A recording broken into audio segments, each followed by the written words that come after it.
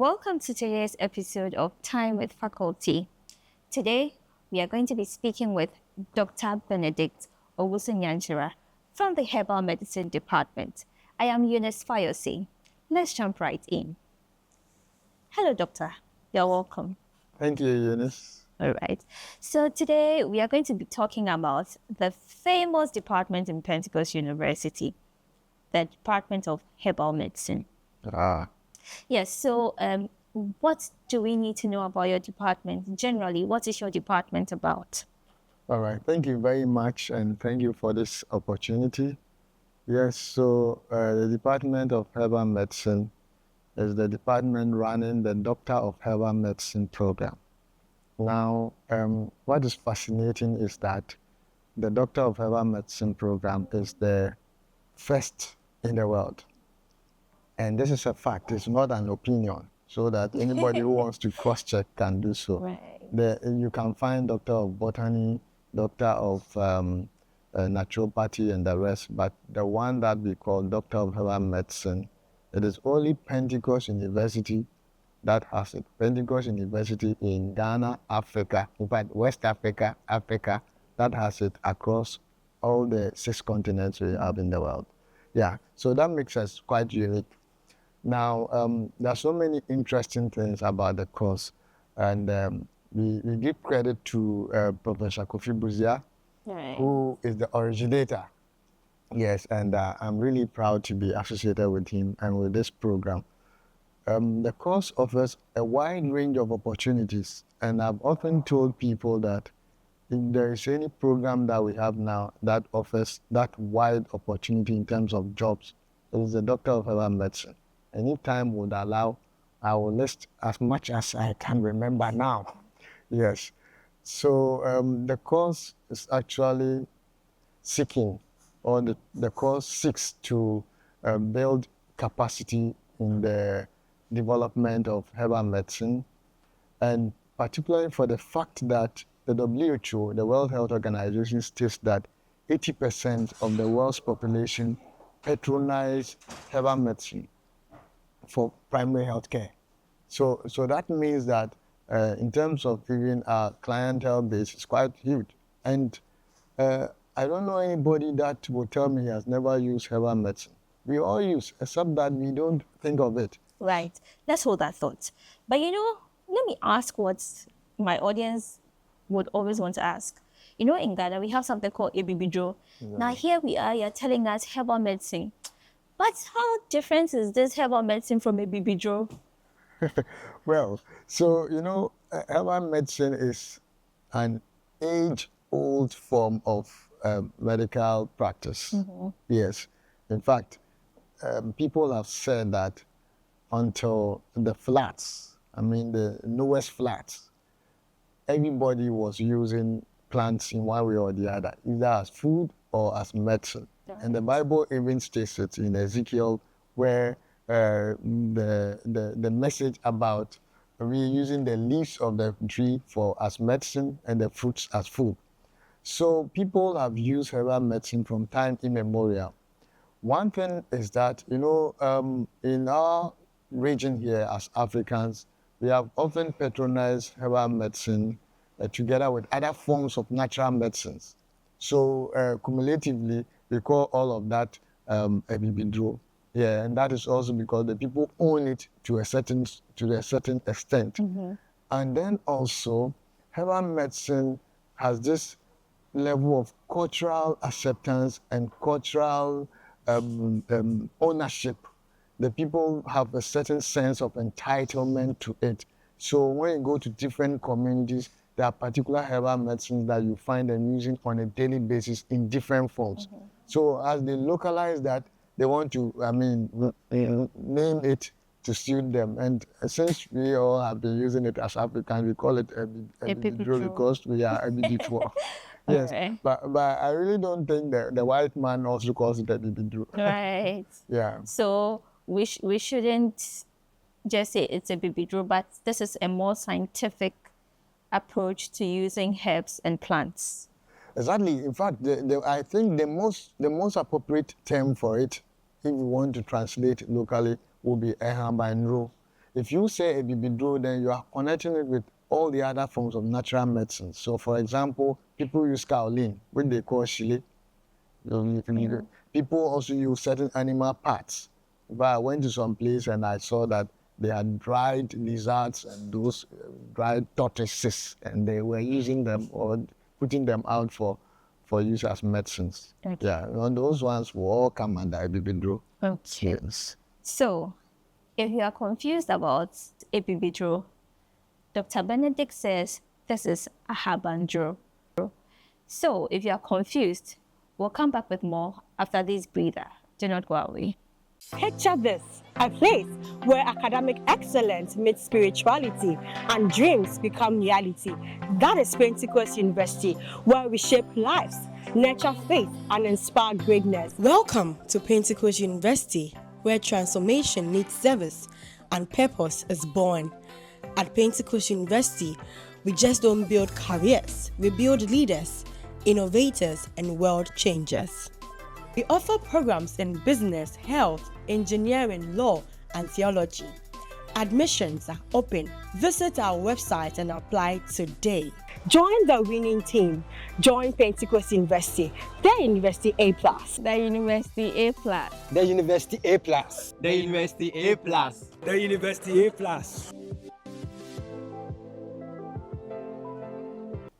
Welcome back from the break. We go back and continue speaking to Dr. Benedict.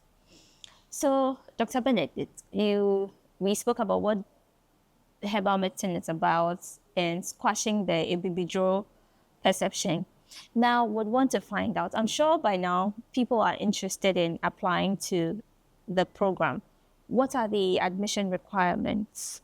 All right, thank you. So the program is a 6-year program. It runs from level 100 to level 600. Now, the admission requirements are in two folds. We have the admission open to all SSC or WASI graduates, and they ought to have had a science background, read science in school, with 6 passes for for both the core and then the elective. Then we also have the top-up route. In fact, for the top-up route, we have two versions or 2 pathways. We have those who have BSc in herbal medicine. They will do a top-up for 4 semesters. That is 2 academic years. Then we have those people with other in other health professions. So like nursing, Like nurses, laboratory like science. yes, laboratorians, like physician assistants, like conventional medicine practitioners, Right. who also are eligible to do a top-up from level 300. Right. Then we also have people who want to change career. They might be even in the herbal medicine practice already. For them, they would have to go through an access course.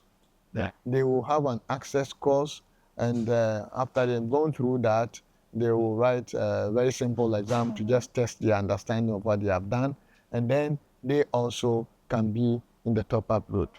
Right. Yes, please. Okay. Thank you, Doc. You know, the integration of herbal medicine practice into our health system, it's ongoing, Exactly. but it's quite a slow process, if I might say. So for people who would want to take up this program or take up this course, what are some of the career paths they may follow? All right. So, like I said earlier, if there is any program on campus that offers the widest opportunity in terms of jobs, I believe it is the Doctor of Herbal Medicine program.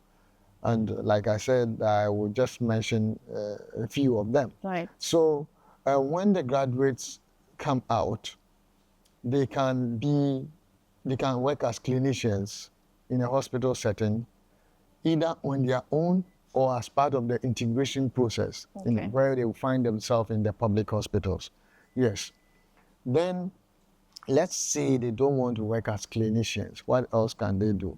The nature of the course is that it offers opportunity for a lot of research okay, research into plants, research into the chemical constituents of plants and how to analyze them and all of that, so they can work as researchers. Now, if they don't want to work as researchers, we have a course called, so within the entire program, we have different modules that are themselves employable. Okay. So, for example, the good agriculture and collection practices, which teaches students on proper way of cultivation of medicinal plants. Now, we capacitate the students to learn new ways of cultivating medicinal plants. So, for example, at what stage in the plant's life can they be harvested for use as medicines? How many months, how many years might you say?